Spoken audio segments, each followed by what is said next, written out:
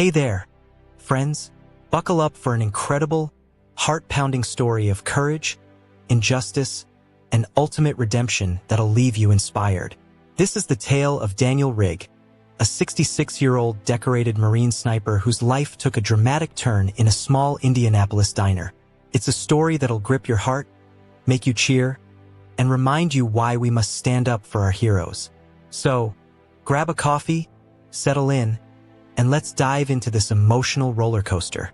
Don't forget to share where you're watching from in the comments, and if you believe true heroes deserve justice, hit that like button and subscribe.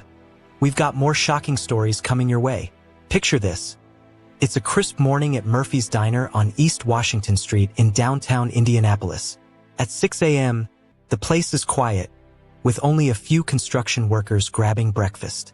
In a worn vinyl booth sits Daniel Rigg, a 66-year-old Marine veteran, his posture as sharp as ever. His weathered hands cradle a steaming cup of black coffee, silver threads glinting in his neatly trimmed beard. Dressed in pressed khakis and a button-down shirt, his faded Marine Corps cap rests beside a folded copy of the Indianapolis Star.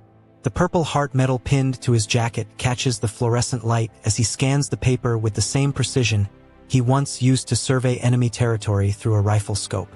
For 15 years, Daniel's been a regular here, a retired community college history professor who cherishes these peaceful morning hours.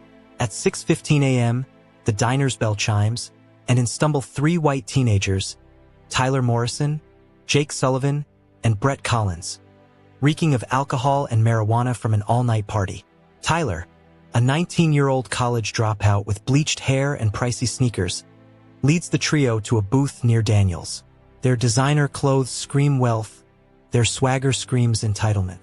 "Look at this old black dude taking up space," Tyler sneers, loud enough for everyone to hear. "Probably been nursing that coffee all night like they always do." The diner's other patrons shift uncomfortably, but no one speaks up. Maria Rodriguez, the waitress who's served Daniel for years, flashes him an apologetic glance but keeps wiping glasses nervously. "Man, I bet he's one of those welfare cases," Jake chimes in, sliding into the booth. "My dad says they just hang out in places like this, 'cause they got nowhere else to go." Daniel, calm but alert, folds his newspaper and sets it aside.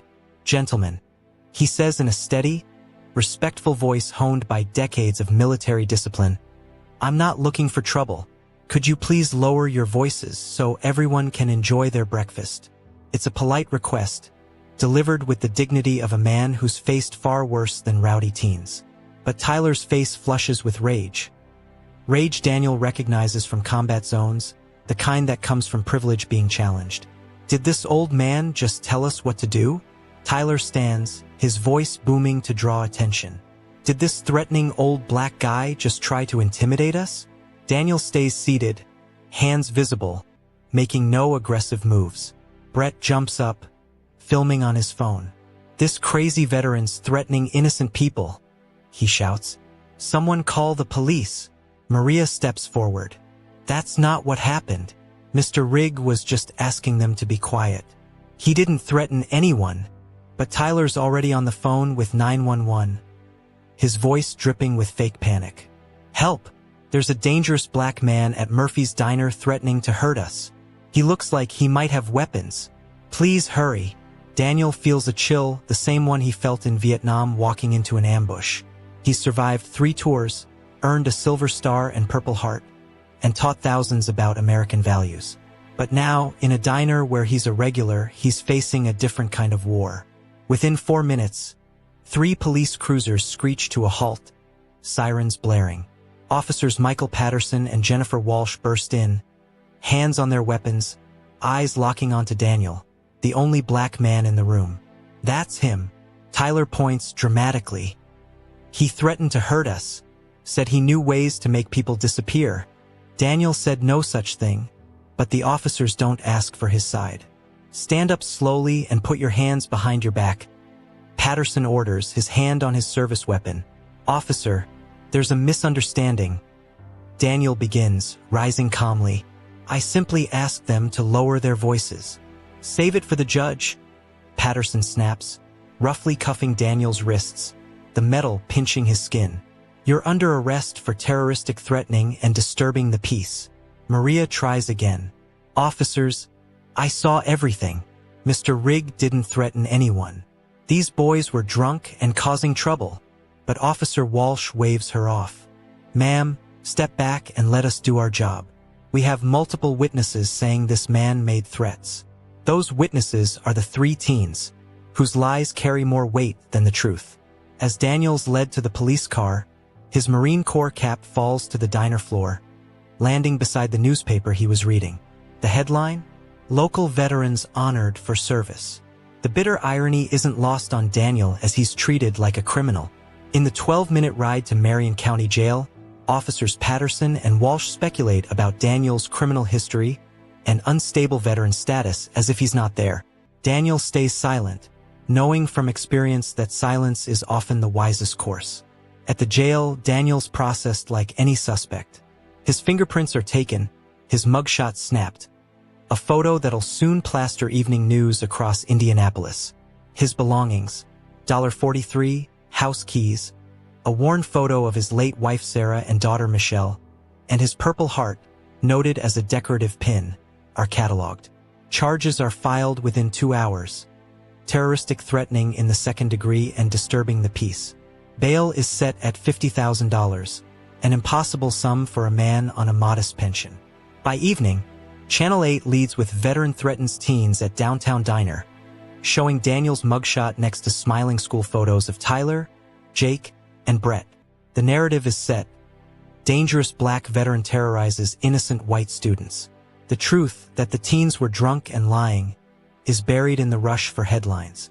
That night, in a county jail cell, Daniel lies on a thin mattress, staring at the ceiling. He thinks of the country he served in Vietnam, the students he taught about justice, and the Constitution he swore to defend. Had the America he fought for ever truly existed? The question haunts him as he faces a justice system that seems blind to his honor. The Marion County Superior Court becomes a media circus by Daniel's arraignment 3 days later. Protesters clash outside, veterans demanding justice for Daniel, others waving signs like, "Protect our children from violent veterans." Daniel's court-appointed attorney, Jennifer Walsh, no relation to the officer, is a rookie public defender with 40 minutes to review his case. "Mr. Rigg, the state has 3 witnesses claiming you threatened violence," she says in the jail's concrete interview room. "That's tough to overcome." Daniel, in an orange jumpsuit, maintains his dignity. "Ms. Walsh, I never threatened them. I asked them politely to be quieter. That's all." "I understand," Walsh replies, sounding defeated. But District Attorney Rebecca Carlisle is prosecuting this personally. She's running for mayor on a tough-on-crime platform, and your case is her priority. What Daniel doesn't know is that Carlisle sees his conviction as a ticket to political success. The preliminary hearing in Judge Robert Morrison's wood-paneled courtroom sets the tone. Morrison, a 70-something judge known for efficiency over thoroughness, oversees a jury selection skewed toward white suburbanites. Questions about racial bias are dismissed as irrelevant, leaving a jury of 10 white jurors, 1 Hispanic woman, and 1 black security guard. Media coverage paints Daniel as a volatile veteran.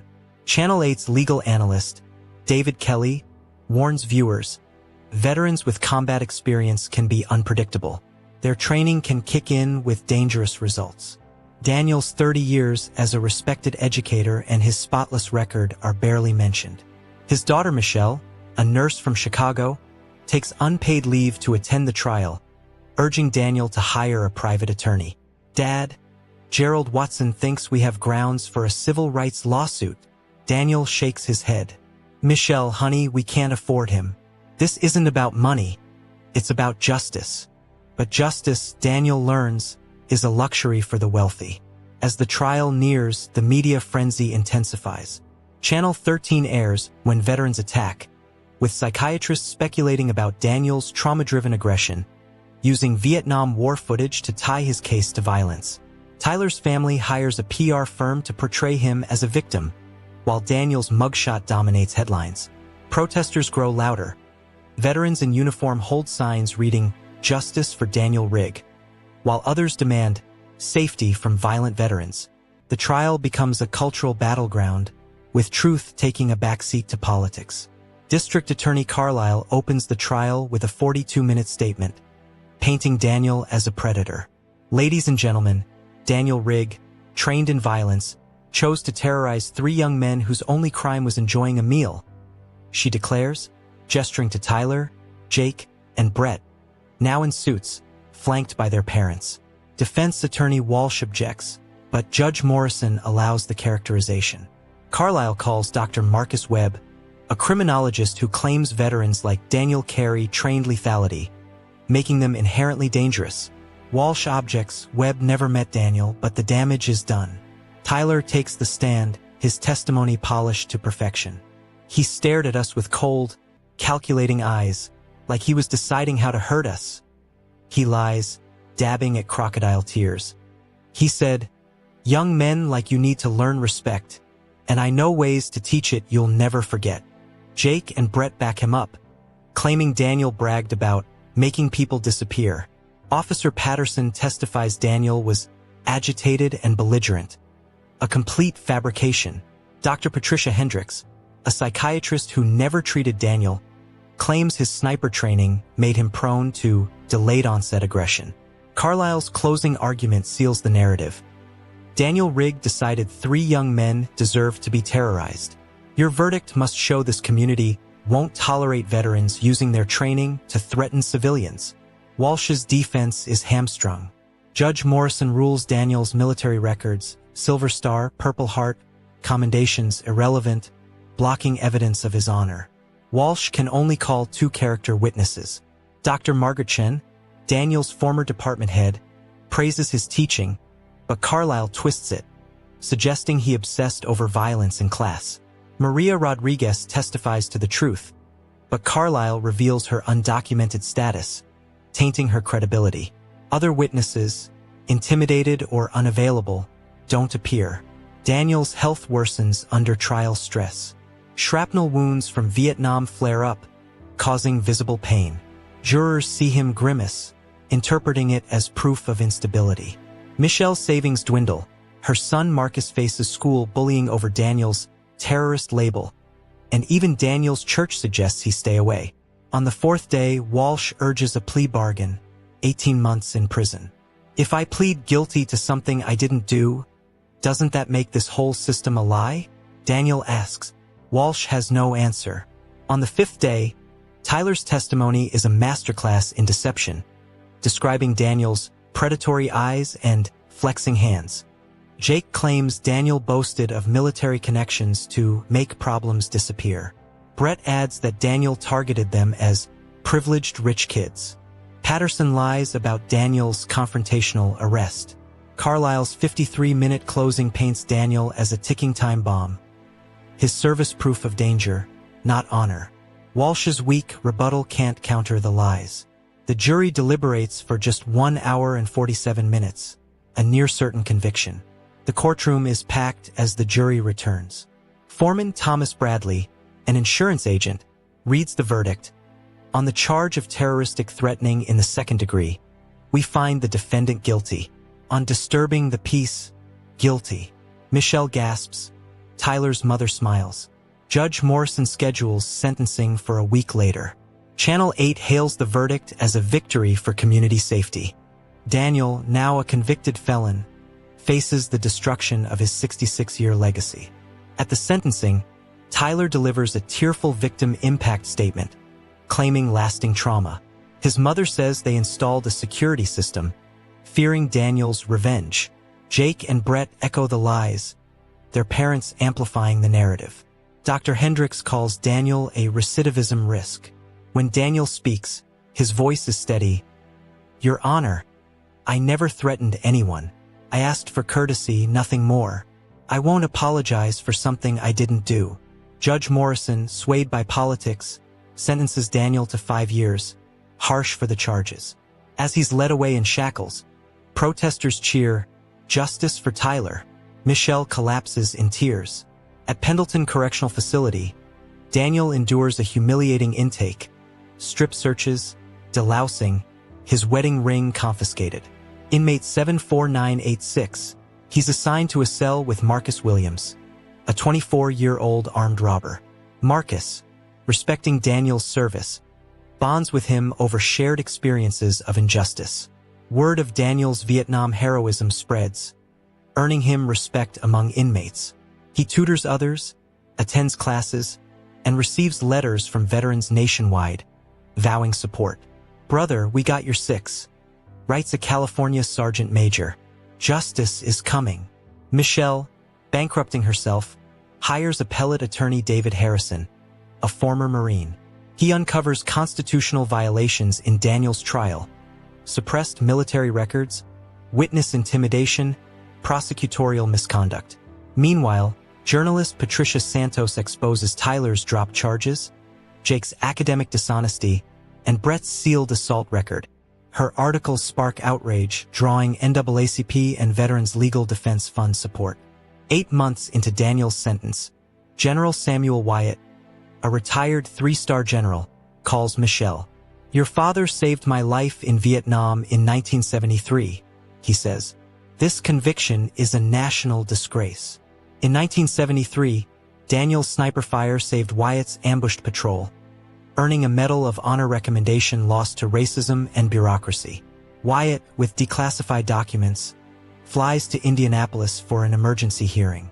At 6:47 a.m., Wyatt's helicopter lands at the courthouse, cameras capturing his arrival with Colonel Patricia Davis and Major James Rodriguez.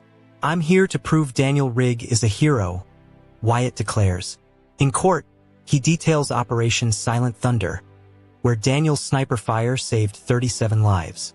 Declassified memos reveal the Pentagon buried his Medal of Honor due to racism. Tyler, Jake, and Brett, under FBI pressure, confessed to lying. "We made it all up. We thought no one would believe an old black man over us." The courtroom erupts as Judge Morrison dismisses all charges with prejudice.